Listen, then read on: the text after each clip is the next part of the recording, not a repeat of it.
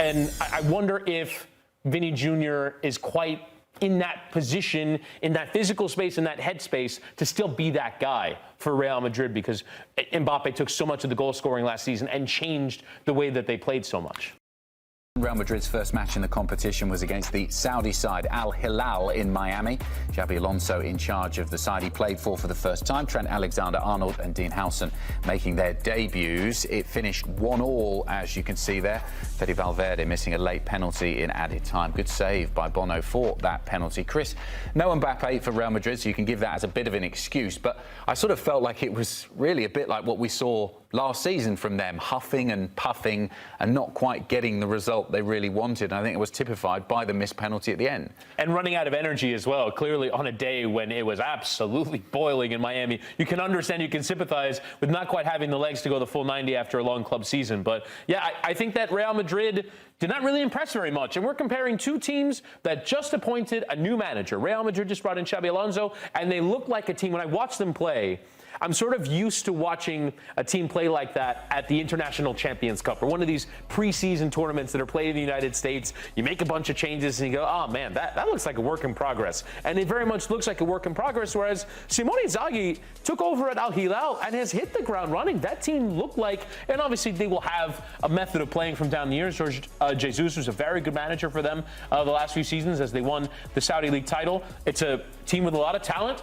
Premier League proven talent, European proven talent, right through the team, and they look like a team with a lot more cohesion than their opponents, Real Madrid. And I think, honestly, Al-Hilal might be a little bit hard done by to not have won that game. They gave a great account to themselves, and honestly, as an advert for the biggest teams in the Saudi Pro League, I won't say the entire Saudi Pro League, but for this amount of money spent, for what the idea is to show that Saudi football can be on the level of major European football. This is best case scenario because they looked like they can go blow to blow with that Real Madrid side. Given the issues that Real Madrid had last season, do you think Xabi Alonso really wanted, I know he has to, but he really wanted to take his team to a competition like this? Or do you think he would have rather have had a free and clear summer, obviously some friendlies towards the end of it prior to the season, but lots of time on the training ground? Let's reset this team. Does he really even want to be playing with his side in the Club World Cup? I do think that you can look at it from both frames. I do think that there is no better way to actually get into that playing shape than to play competitive games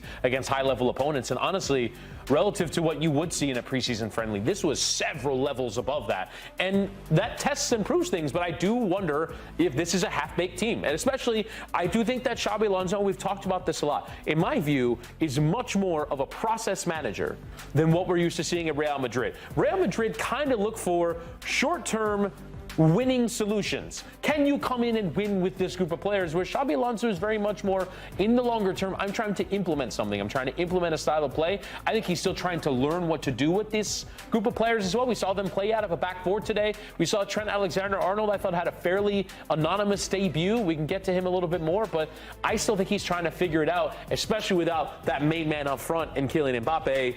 The player who starts does get a goal, but it's his first ever game, his first ever start for Real Madrid. So you don't have that main man up front like you would expect to have if you were to try to figure out what's the best way to employ this team. So I still think he has a lot to figure out. And yeah, you might be right that he might not have wanted to do this on a stage where there are 65,000 people in a competitive game and you got to go and probably win 7 of these if you're going to try and go and win this tournament, which I think Real Madrid, by virtue of the fact that they're entering a football competition, they think that they should and will win it. Tactically, did you see any of his touch or influence on the way they played, or is it just too early to tell? Not a massive amount. I do think that the tactical malleability and the way that I think will be interesting to see how he works this team all comes down to Trent, in my view, Trent Alexander-Arnold, because I do think that playmaking from deep, I think we see a lot of issues that Real Madrid have in possession. I don't think that their midfield of Tchouaméni and Valverde and Camavinga is good enough in possession.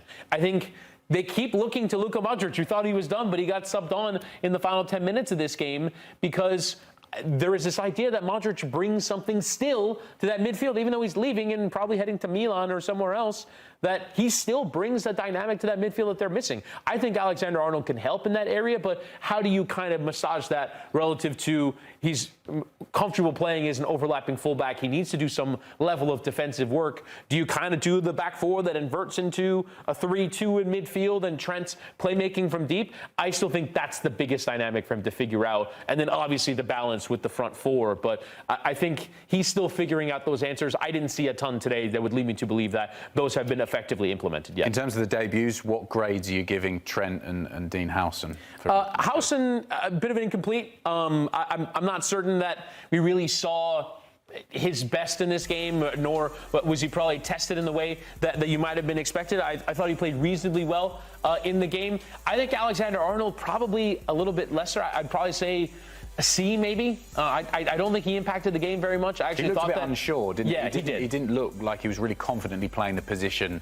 that we saw him play for Liverpool. Yeah, I think down that right side, he's still figuring out how much to go, how much to say, what is his defensive work, what is his connection with his center back, what is his connection with his midfield, and I think they're trying to figure it out. Huijsen, I think, looked a little bit more ready for it, but I think that's more of a plug-and-play kind of player. Trent is a completely different level of skill set, and there's so many opportunities of what you can do with him tactically, but he has to figure out what his role is in that team. So I don't think he played very well today. I actually think Al-Hilal tried to attack down his side, particularly the left back Renan Lodi got forward a lot and tried to keep him deep. I thought they were reasonably successful at doing so. So you wonder, obviously he has a skill set that a lot of teams covet and cherish, but there also are times, and we've seen this in the Premier League, we've seen this in Europe as well, where teams look at him and go, that's the player to attack, that's the player to go at. And I thought Al-Hilal kind of did that today.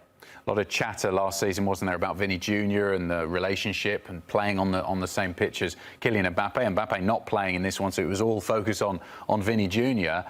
What did you make of his performance? Did we see anything different? Didn't play the whole game, came off towards the end, missed the last 10 or so minutes, but similar to the other players, this wasn't Vinny Jr. in full flow, was it? No, and the commentator was talking about how there was maybe an issue with his back during warm-ups and was kind of being treated as he came off. The major incident for him is he got booked for simulation when honestly, there's a moment where Kalidou Koulibaly goes to the floor to try and tackle it off him. Vinny jumps over him, but tries to win a foul off him.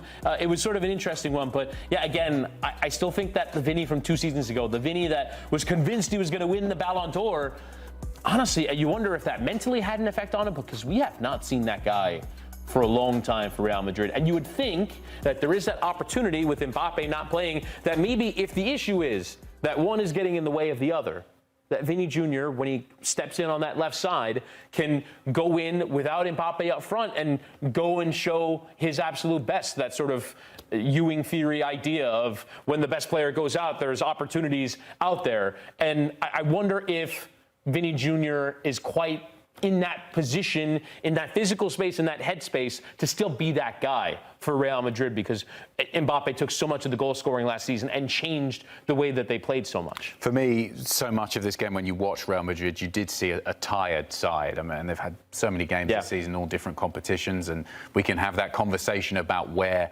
club football is in terms of the number of games that these big sides have to play. But that was overarching. What I felt watching this game was just, these guys just need a break, don't they? Yeah, and Real Madrid are not a side that's built for this. I think it's a fairly thin, might be too strong a word because it's a brilliant team, but they're not 25 deep. They're 19 deep. And then we see it today when Mbappe comes off. We see a player that has never started for Real Madrid before come on. We see when Vinny comes off, we see a player that has hardly played for Real Madrid as well.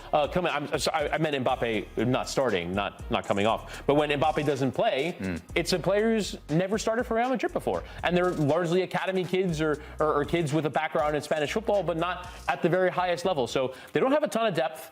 And they had a ton of injuries over the course of last season. So if you would have wanted to give some players a rest or rotate or have kind of a management system, it wasn't possible with the numbers that were available come the end of the season. And yeah, this might be a step too far for them, but we've kind of felt that way for a few months now. For a few months now, we have not seen Real Madrid at their sharpest or at their best. So I think that, and even you can honestly, you don't want to talk about tired legs when it comes to taking penalties, but Valverde's penalty at the end to not look assured. I thought that was an interesting, controversial incident, a late penalty given, but Valverde couldn't take it. And Youssouf Bono, who's terrific saving penalties, saves another one and gets the point for Al-Hilal in the end.